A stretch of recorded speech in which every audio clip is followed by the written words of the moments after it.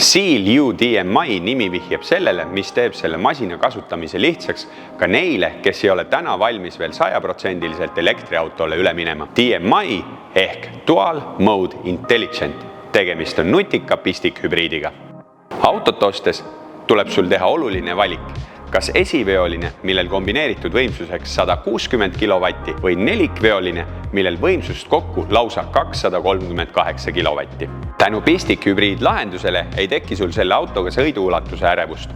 Kui soovid, siis täislaetud aku ja täistangitud paagiga võid ühte jutti sõita üle 1000 kilomeetri. Ja samas saad oma igapäevaseid asju ajada elektriga ja soodsalt.